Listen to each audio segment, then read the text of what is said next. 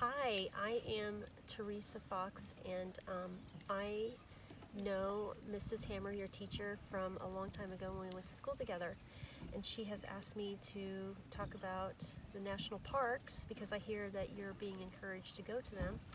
So, one of the first things that you want to do when you go into the park, if you're going with your parents, I'm assuming that's who you're going to be with, you want to go to the ranger station and get a map of the park if you don't already have one, and then ask for advice.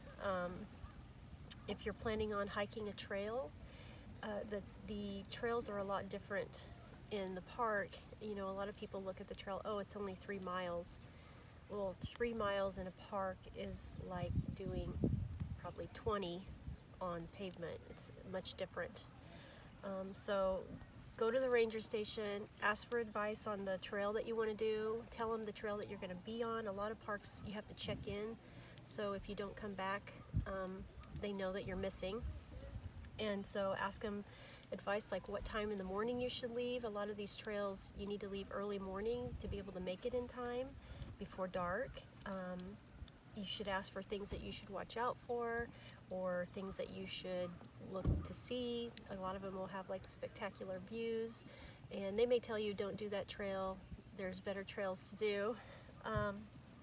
Camping, a lot of the camping on the national parks is on a lottery system, so you can't just drive in with a tent and then pitch a tent anywhere that you want. You have to try to get in the lottery to get a camping site, and that's why a lot of people do what's called dirt bagging, where they'll sneak camping in the national park, which I don't recommend doing that on your first trip to the national park with your parents. I doubt your parents will want to do that.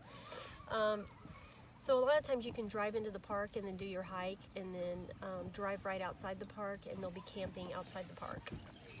Things you should always carry with you when you do a hike, no matter if you're doing a 30-minute hike and you think that nothing's going to go wrong, because when you're in the middle of a national park, a lot of people don't realize this, you will have no cell phone service. It is literally like shutting your phone off. There will be no service, and don't think that you will, don't think that you might. There will be nothing. So the things you should always carry with you are water, like a water bottle, something that has a lid that will not spill, and then water tablets. Most of these water bottles have measurements on it, and so you'll want to fill it to the certain amount and then put the tablet in it so it measures correctly. You're going to want a map, so the ranger stations will always have a map. You should always carry a map with you of the area that you're with, and then a compass.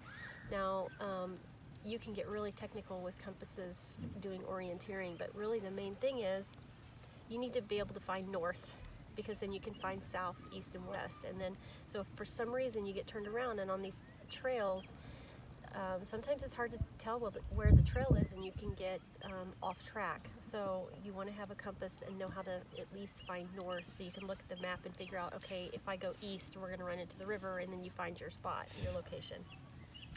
Always carry a headlamp, even if you don't think you need it, or a flashlight. I prefer a headlamp because when you're on the trail, you want your hands free, because a lot of times you may have to use your hands to climb up certain spots, or, I mean, that's a more difficult trail, but you never know what can happen, so you want something at night to have light. And then I always carry a lighter and an emergency blanket. Definitely a lighter. Emergency blankets you can get at Walmart, they're like this big for 99 cents, and if something, that's extreme. If you get stranded in the woods, you'll be glad that you have those. And then my suggestion is follow people on social media. If there's like a park that you're wanting to go to, or you're thinking of trying, then I would follow people on social media, follow that park, and get different ideas on places to go. And don't plan any major hikes for your first trip. Like I said, it's much harder in the park than it is, you know I was guilty of that. I thought when I did rim to rim to rim in the Grand Canyon, I thought, oh, it's only 26 miles one way and then 26 back. And I thought that's no big deal. It took me 18 hours to finish 26 miles. It's a lot different. So, and then the other thing about the Grand Canyon, it's an interesting park because desert does weird things to your body.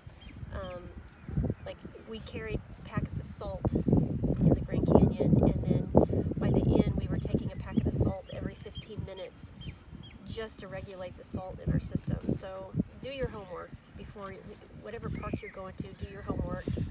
There are some books that are great for reading, like Death in Yosemite, Death in the Grand Canyon, and read on the chapters. You know, obviously you're not going to crash the plane, but read on the chapters of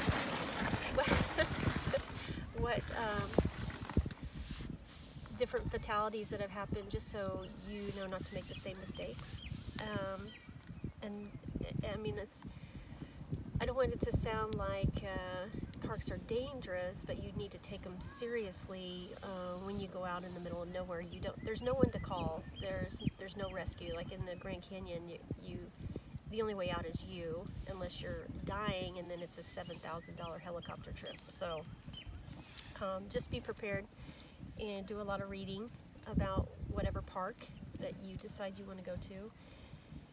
And one of the things that I think that we don't realize is people come from all over the world to go to our national parks.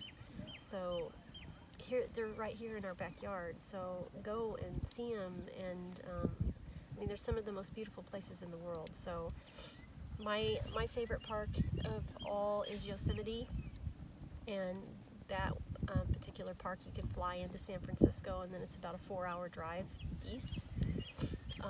That camping system is on a lottery, and there are a lot of people that dirt bag at that particular park. Another park that I've gone to a lot is the Grand Canyon. Not one of my favorites, but I'm just not a big fan of the desert. I like trees and rivers more, but they're both beautiful. So yeah, I just encourage you to get out, go see our national parks. They're absolutely amazing.